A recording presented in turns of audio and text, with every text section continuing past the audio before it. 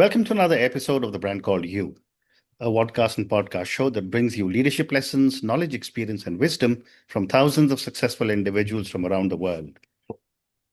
I'm your host, Ashutosh Garg, and today I'm delighted to welcome an accomplished and respected professional and an author from Connecticut, USA, Reverend Kevin T. Taylor.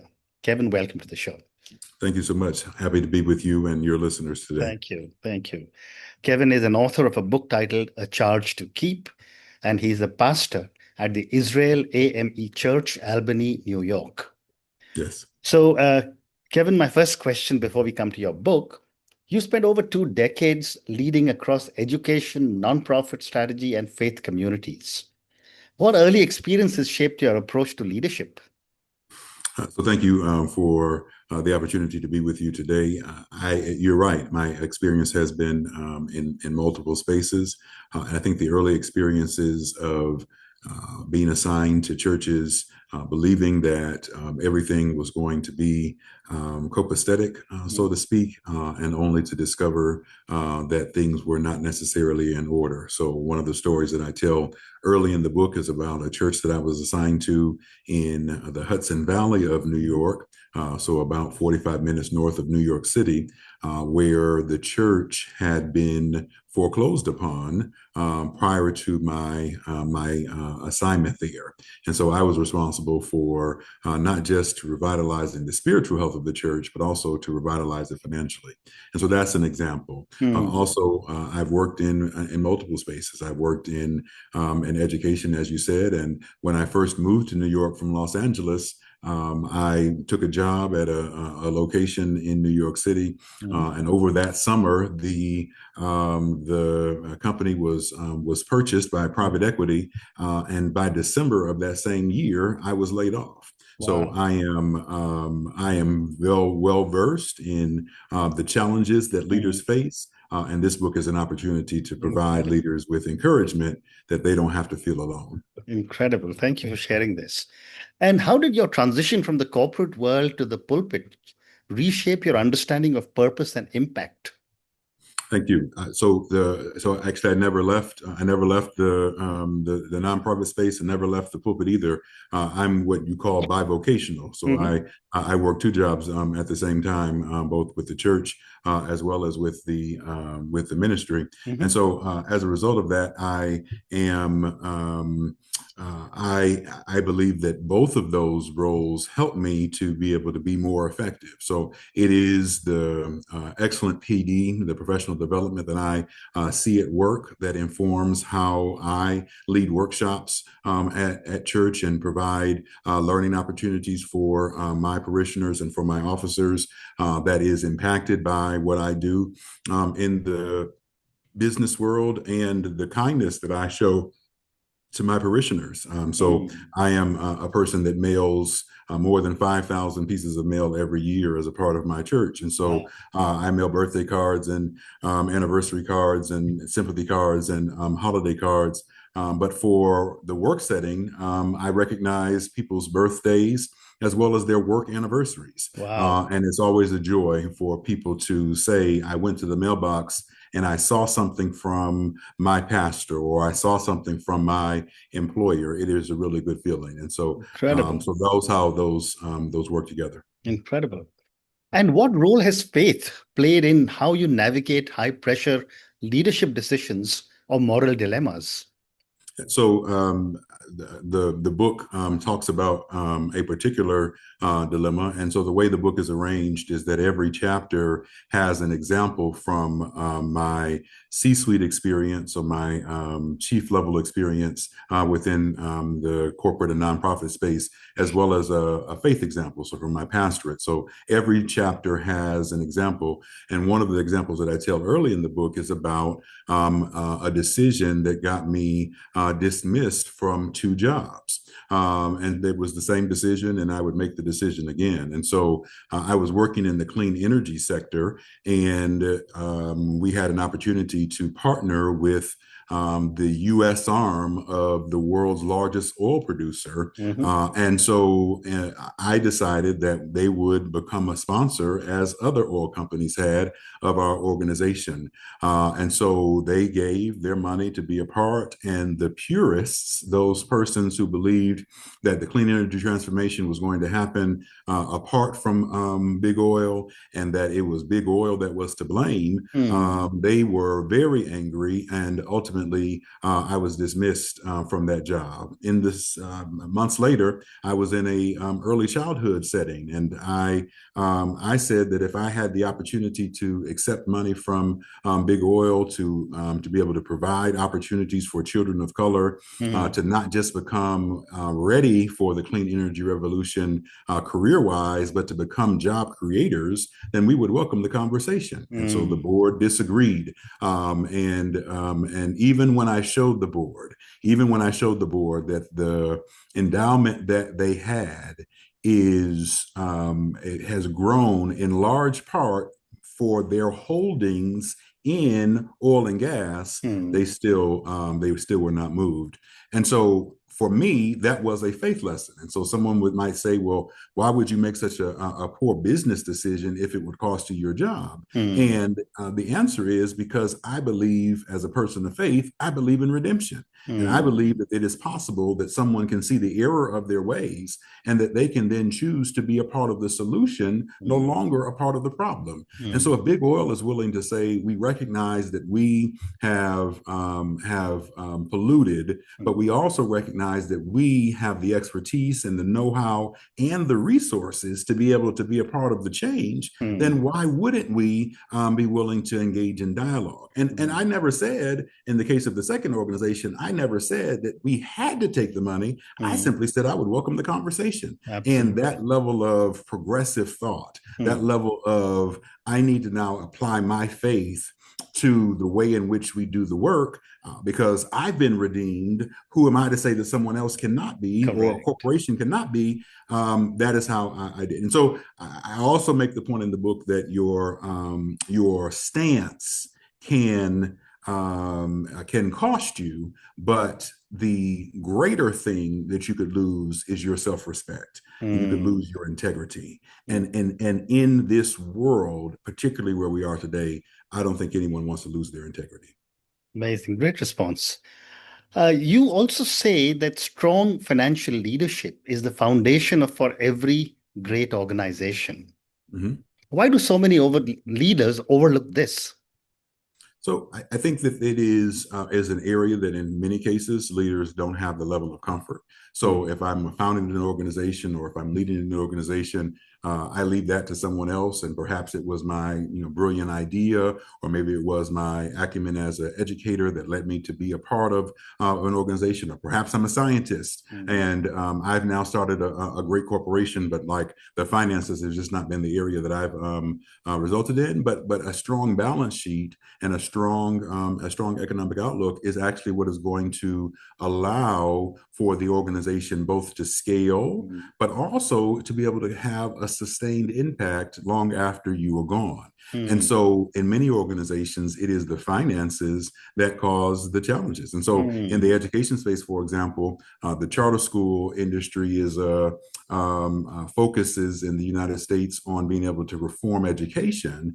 And the things that get charters in trouble with their authorizers are rarely the academic concerns alone. It is usually that the money has not materialized or been used in the ways that were appropriate. And so in many corporations, it's not the good idea that that is the problem. It is that there wasn't a plan for a rainy day, or there wasn't a plan for what the future will hold. And when you are inviting people to be a part of your organization, and when you are saying that for hours work, there will be a paycheck at the end of this period, people are making expectations around the fact that there will be consistency, that the mortgage will be paid, that if I move across country for this job, that I'm not going to get laid off, that it's going to be a going concern for long after I've arrived. And I think that is something that is critically important. So I give a number of examples of times when the money wasn't right, right, and we had to spend time focusing on getting it right while also moving toward the result that we were looking for within the business. Well said. Kevin, you also described 3 steps for leaders in financial crisis: discovery, trust, and commitment. Which of these is the hardest to implement and why? So I think the trust is the hardest, and I think that it is because clearly there has been a broken trust if there is a crisis, right? So in crisis mode, there is not the opportunity to be able to go to each and every person and find out how they're feeling. We're in crisis, so like we are triaging in the hospital example. We are working to be able to make sure that the most important things are done. And there are people on the margins who are feeling like they have been left out. And so establishing trust is hardest to do, I think, because in a crisis situation, people are looking for a right answer. And how do I put my faith in you when you've already broken the trust? How would the trust be established might be your follow-up question. And I think the answer is that you've got to speak definitively. And you've got to be willing to say, I don't know when you don't know. The worst thing for people to do is to hear a made up answer that is provably false or ultimately doesn't come to pass. And so make your yes a yes and your no a no. And it is much better to under promise and over deliver than it is to over promise and under deliver. So if you said that it's going to be done on Monday and you get it done on Thursday, of the week before, then great. Nobody's going to be upset that you did it early. But if you said that it's going to be done on Monday and it doesn't get done to Wednesday, then people are saying, well, wait, I can't believe that when they say they're going to do something, they are. So it's better to under promise and over deliver. And that is one way to help regain the trust and to keep the trust going for an organization in crisis. I love your comment, make your yes a yes and a no a no. Very powerful set of words. Kevin, one of the central ideas of your book is that the best decisions are always made in proper context. What does this mean in real life? But so in real life, I think it's important that you would have all of the information that is needed in order to make the best decision possible. And so in the book, I give the example of the charter school space and being at an organization that had been unionized before I joined. And for those persons who are listening from around the world and may not be familiar with the charter school space, charters operate separate from a traditional district that has probably been unionized. And so in many cases, unions and charters don't mix, not always the case. But for the purposes of this conversation, let's just say that that's true. And so there was a lot of pressure on us organizationally to go ahead and to reach an agreement with the teachers union sooner rather than later. Like, this is a distraction. This is taking too long. Just give them what they want. Right. Well, the problem there is that you are entering into a binding agreement that will have real world consequences long after the organization is stewarded by you. And so for me, it was important for us to negotiate every line, every word, as though it was to be our last, because in order for us to operate with the flexibilities and the autonomies that we needed, we didn't need to be bound by language that would make it difficult for us to have that autonomy in the future. And not knowing what the future would hold, we need to be sure that there was enough room to wiggle it. So nope, we can't guarantee that there are going to be 5% increases in salaries every year. We can't do that, because the precedent that sets is, even if the revenue doesn't grow as much as that, I still have this cost structure that will continue to build, and I'm bound by that. And so this is important that we would do so in the context. In the church example, I talk about the fact that it is important for me, as I'm sharing the message with the congregation, that we're looking at what is happening in the story contextually in the history of the world in that part of time. What were the gender dynamics like? What was the political circumstance? What would be the way in which people would have experienced these things? To be able to talk about the idea that, you're looking in a mirror and you're seeing seeing a particular passage, well, if people in that day didn't have access to mirrors and they saw themselves unfrequently, well, that's a different context than where we are today. And like mirrors are what we see multiple times a day. Right. And so it's important to understand the context with which you're approaching something so that people are not applying their present day realities to prior texts, but also that we would, when it comes to contract law, that we would anticipate the possibility of something in the future, and that we would leave room for there to be changes when necessary. Well said. You also developed a recommendation chart. Can you tell us more about this, and how does this help teams make better and more transparent decisions? So this is, I have to say, one of the things that I'm most proud about. It is a very simple tool, but let's talk about the problems that it solves. So oftentimes decisions are made, and the leader may transition or memories fade, and people say, I don't know how they reached that decision. That doesn't make any sense to me. And so what the recommendation chart simply does is begin to lay out a set of principles. And so you talk about what the problem is, you talk about what the timeline is, you talk about the danger of inaction. So enacting or not acting on something is a decision, whether or not you choose to admit it or not. But then what the recommendation chart also does is it provides a list of potential solutions to the problem. And so option A, B, C, D, E, F, as many as you wish to do, but it gives pros and cons of those decisions. So you're literally, the recommender is the person who is responsible for now thinking through how this option might work in a real world context. And so that's the pros. And then what the consequences of these things might be. And so you're listening the cons. And so then you're taking all of those ideas, and then as the recommender, you are saying to the leader, for these reasons, I recommend this. And so then it also talks about what the next steps might be if that is the choice that is made. And so what this does is, particularly for leaders that are very, very busy and don't have the opportunity to get into the nuances of every decision, it gives them an opportunity to be able to say, okay, I actually have all of the context, all of the information that I need to make an informed decision. That's first. Second, if I make that decision, I understand the consequences and I understand who has been involved in this process that leads us to this result. But more importantly, once a decision is made, what often happens is we don't take the time to step back and to be able to see whether or not, with the new information we have today, whether or not that decision was the right one.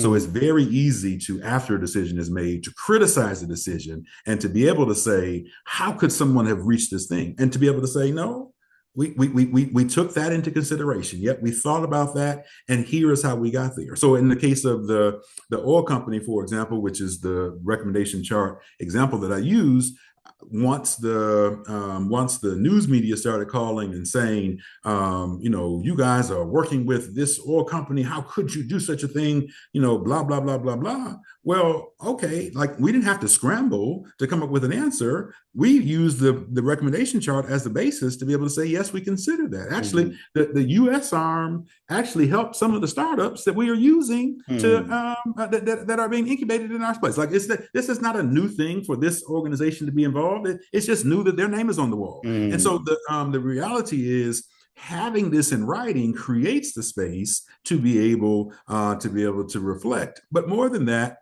every person in an organization cannot be involved in every decision. The reality is that decisions are made in a small group of people with the best of intentions. And so for someone down the line saying, I just can't believe what they're doing at the executive team level. What are they doing behind closed doors? This doesn't make any sense. It gives a level of transparency to the person at the end of the line to be able to see, and these are the types of decisions that are being made, and this is the type of context that is being used in reaching that choice. And so that engenders confidence in the decision. It does not mean that I will like the decision, but at least I can feel good that the process was consistent and that it wasn't just putting a name in a hat and making a spell over it, Halloween just ending, and now all of a sudden I've arrived at an answer. No, there was a process by this, and I might not like the outcome, but I can trust the process. Very interesting. Kevin, you also write that stability is the backbone of every successful organization. What are the warning signs that an organization is becoming unstable? I think that they can be as disparate as not making your, meeting your budget or your forecast. I think it can be that a contract has chosen or a contractor has chosen not to renew. I think it can be your customers are moving to a different vendor, or that what used to sell is no longer selling. I think those are some very those are more reactive, right? Because we can see those happening. But those reactive scenarios are usually brought forward by things that are happening on the front side. And if we're not looking at those things as leading indicators, then we're going to miss a warning sign. So it could be, in the case of education, it could be that the thing that stabilizes or that it drives your revenue is actually enrollment. And in order for students to enroll, they have to enter the lottery. And in order for kids to enter the lottery, they have to fill out an application. And so if your applications are down, that actually means that your enrollment is going to be threatened because you don't have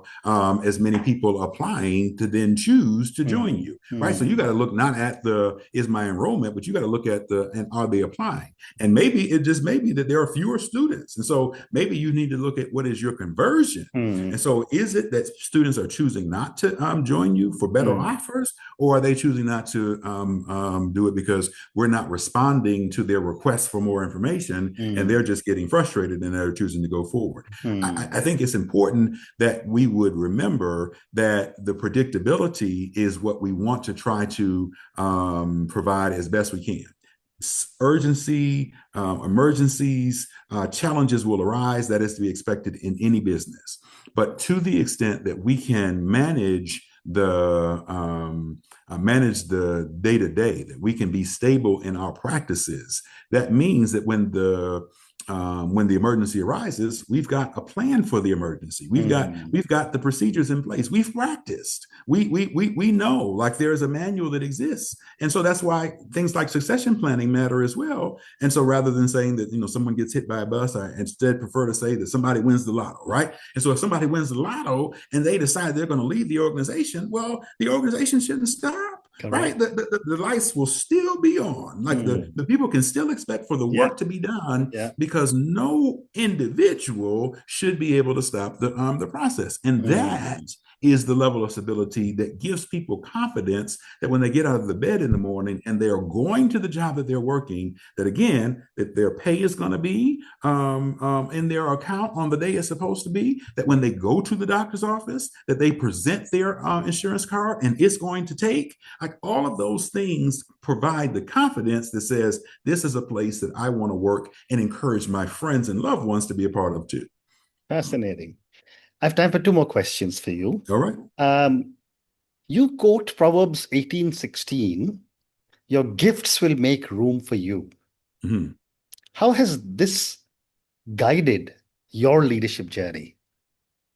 So we go back to the church example, the church where they were foreclosed on. I had a finance background, right? And so I was an associate minister. That means that I wasn't the pastor. I was on the ministerial staff of another church, and the presiding elder, the middle manager between the pastor and the bishop, happened to see me leading the workshop one Sunday in church. And some of the members came to them and said, you know what, Reverend Taylor is phenomenal. He would make a good pastor. And the presiding elder had on his district a church that was struggling financially. And so he went to the bishop and said, Bishop, I think the person to go is this person right here. And he would go and do a good job. Now, was I like on the list of all the other people? Probably not. Was I next in line based on the system? Probably not. But because I had engendered such a rapport with those members of the congregation, because he was there and saw my ability to convey information to people, and because of my corporate finance experience, he was comfortable in being able to say he's the person to be able to go. And so there's an opportunity where my gifts have made room. Another example, the same organization where I was let go for my decision about the working with oil, That organization is one where I joined as a CFO. And I specifically said to the leader, I am not here to take your job. I am here to support your work. And she said, no problem. And so I joined in January. And come April, she says, Kevin, I'm going on a sabbatical. And it was the sabbatical that was promised to me during the pandemic. And I'm going to be able to go. And I said, no problem. I'm going to leave you and other people in charge. Okay, no problem. And so in August, she called and she said, Kevin, I'm coming back from the sabbatical, but I'm not going to stay. And I want you to be the interim executive. But wait, now this is exactly not what we talked about over lunch. I said this was not my plan, but if that is what you want me to do, I will do it. And so there's another example where like that's not what I came to the organization to do. I didn't come to be the leader. I came to be a part of the team. But now that you've asked me to be the leader, I'm going to set the organization up to provide for stronger and better. So whomever the board names as the leader will have a better organization than the one that I'm inheriting, because I believe that it's important to leave it better than you found it. And so those are two examples, both in church and in the workplace, where my gifts, leadership, conveying information, loving people, where they made room for me. What a great response. Thank you. And my last question for you, Kevin. What charge would you leave for the next generation of leaders trying to live with both excellence and faith? So I think it's an important question, and I can't answer it for anyone else except for myself. Correct. But that is to be able to say that it is critically important that though you need to have a place to stay and you need to have food on the table and you need to have money in your bank, because money is what provides you with the means to be able to navigate this society, you never want to be able to lose your integrity. Correct. And so you want to be making decisions that are consistent with your belief system. And if they aren't, then that voice inside of you that is saying to you, this is wrong, and I need you to do something different, is a voice that you need to be listened to. And so when I look at how I've made difficult choices, when I look at my bank account and say it's not as nearly as strong as it would be had I made a different choice, I can sleep peacefully at night knowing that I did the right thing versus not having sleep because I feel guilty that I made the wrong choice.